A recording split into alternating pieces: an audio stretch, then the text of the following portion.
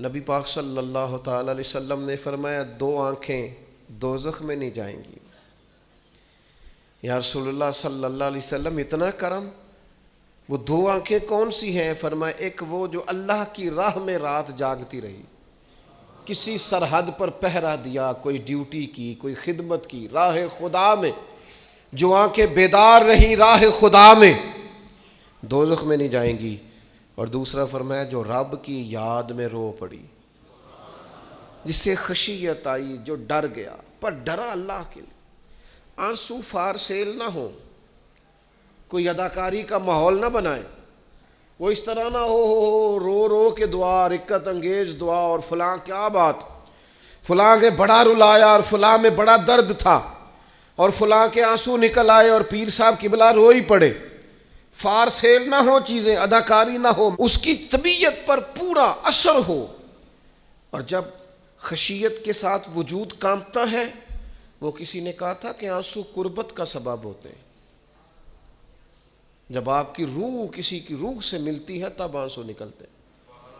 جب تو اللہ سے پورا جڑ جاتا ہے نا، جب رسول کائنات کی بارگاہ سے تیری پوری توجہ لگ جاتی ہے، پھر آنسو بن کر دل تے پار پوے جس ویلے ادو پار بناون اکھیاں، بے درداں محبوباں دے سارے ناز اٹھاون اکھیاں۔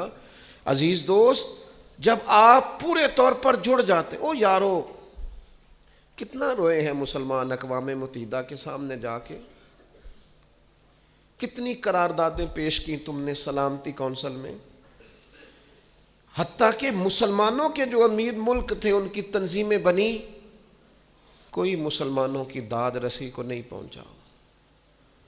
میری کو بہت لمبی عمر تو نہیں ہے، پر میں نے برما میں مسلمانوں کے کٹتے ہوئے حالات دیکھے، خبریں آئیں، ہم نے دیکھی، کٹتے اور سسکتے مسلمان ہم نے دیکھے۔ ہم نے دیکھا لیبیا پہ حملہ ہوا اور ٹوٹ گیا سارا ملک۔ میں نے وہ منظر دیکھا جب غوث پاک کے بغداد میں بمب گرے۔ ہم نے وہ دور دیکھا جب کسی نے خبر دی کہ کربلا میں پھر سے کربلا برپا ہے۔ ہم نے وہ منظر دیکھا جب پتہ چلا کہ پھر سے مولا علی کے نجف اشرف کو اجاڑا جا رہا ہے۔ ہم نے وہ سارے منظر بار بار دیکھے، بار بار سنے، اور اب تو شرم آتی ہے۔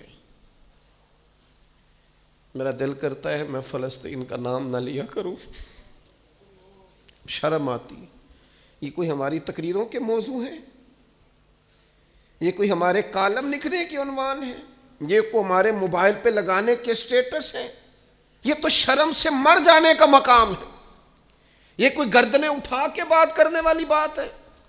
یہ موبائل پہ ایک دوسرے کو ویڈیو دکھانے کا منظر ہے؟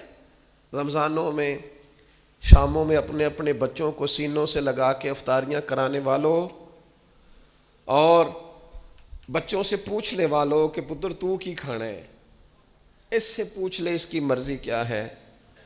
تمہیں پتہ ہے فلسطین کی بیٹیاں بھی سیدہ ختیجۃ الکبریٰ کی بیٹیاں ہیں، وہ مومنوں کی مائیں ہیں تو ان کی بھی تو مائیں ہیں نا۔ فلسطین کی بہنیں بھی صبح قیامت حضرت فاطمہ کے پلو میں پناہ لیں گی۔ نبی پاک صلی اللہ تعالی علیہ وسلم نے فرمایا من اذا مسلمن فقد اذانی۔ میں کیسے وہ بات آپ کے دلوں تک اتاروں کہ حضور نے فرمایا جب میرے مسلمان کو تکلیف ہوتی ہے تو مجھے تکلیف ہوتی ہے، مجھے درد ہوتا ہے۔ اس رسول کی امت جو کافروں کی رسیاں زور سے باندھی جائیں تو حضور فرمائیں ڈھیلی کر دو، یہ ہائے ہائے کرتے ہیں تو مجھے نیند نہیں آتی۔ اگر بدر میں قیدی بنا کے لایا گیا کافر ہائے ہائے کرے تو حضور کو نیند نہیں آتی، تو مجھے بتاؤ کہ فلسطین کی بیٹیاں ہائے ہائے کرتی ہیں تو گنبد خضرا میں محبوب کو آرام ہے؟ میرے عزیز، بے حسی کی زندگی، چھوٹے موٹے بیانات، تو بھی کہہ دے تھوڑا سا، فلانے کا بیان نہیں آیا، کیا کرنا ہے بیان دے کے، کیا بات کرنی ہے تذکرہ کر کے؟ دوستو آؤ رو کے دیکھ لیا ساری دنیا کے سامنے، کچھ رب کے سامنے رو کے نہ دیکھ لے؟ اب اسے کہے نا، اب حضور کی بارگاہ میں عرض کر کے نہ دیکھ لے کہ تجھ سے فریاد ہے، اے گنبد خضرا والے، اب کعبے والوں کو ستاتے ہیں کلیسا والے، اور کی اگر تو نے دل مسلم کی دل جوئی نہیں، پھر ہمیں تانا دیں گے بت کہ مسلم کا خدا کوئی نہیں۔ اب اللہ رسول کی بارگاہ کی طرف رجوع نہ کر لیں، اب چھوڑ نہ دیں سیاستدانوں کے گلے، اب چھوڑ نہ دیں دنیا اقوام متحدہ کی بات اور سلامتی کونسل کی بات، اب اپنے اللہ کی جانب رجوع نہ کریں۔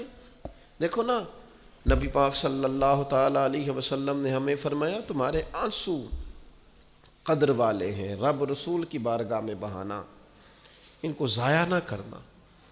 عزیز بھائیو، یہ آنسو جو اللہ رسول کی بارگاہ کی طرف بہتے ہیں، یہ اللہ کی رحمت کو متوجہ کرتے ہیں، یہ مالک کریم کے کرم کو مائل کرتے ہیں۔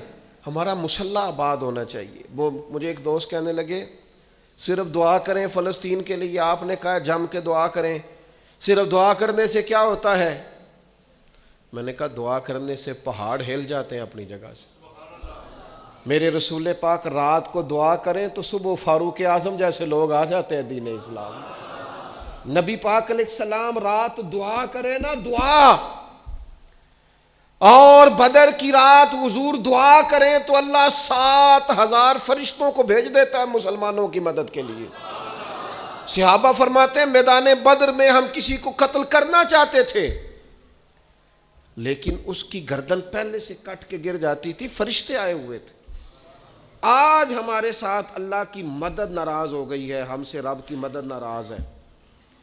ہماری مجموعی غلطیاں، قومی کوتاہیاں، بددیانتیاں، رشوت خوریاں، ہمارے جھوٹ، ہماری بد اخلاقیاں، مجموعی طور پر سوسائٹی کی مادہ پرستی، اخلاقی رویوں کی گراوٹ، لوٹنا، اپنا حصہ وصول کرنا، جگہ جگہ پہ کمیشن مقرر کرنے، ہر شخص کا ذات کے لیے سوچنا، اللہ کی مدد پھر روٹ جایا کرتی ہے، ناراض ہو جایا کرتی ہے۔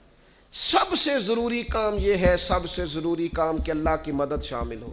سب سے، ایک صحابی تھے، ایک جگہ انہیں شہید کیا جا رہا تھا، تو کافر چاہتے تھے کہ ہم ان کی لاش کو معاذ اللہ ثم معاذ اللہ بے حرمتی کریں۔ انہوں نے عرض کی مالک تو میرا مددگار ہے، اس بیابان جنگل میں میری مدد کرنا۔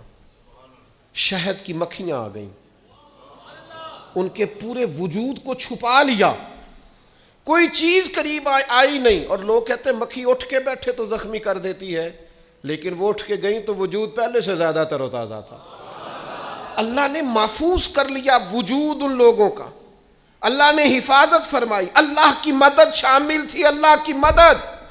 ایٹم بم تم نے بنا لیے، ہتھیار تم نے سجا لیے، دولتیں تم نے جمع کر لی، بڑے بڑے تم نے ادارے قائم کیے، اب ایک کوشش اور بھی کرو، رب رسول کی بارگاہ میں رو تاکہ تمہیں اللہ کی مدد بھی ملے، تمہارے اندر حوصلہ بھی پیدا ہو، تمہارے اندر شعور بھی بلند ہو، اپنی ذات سے اٹھ کر سوچنے کی تمہیں طاقت بھی میسر آئے۔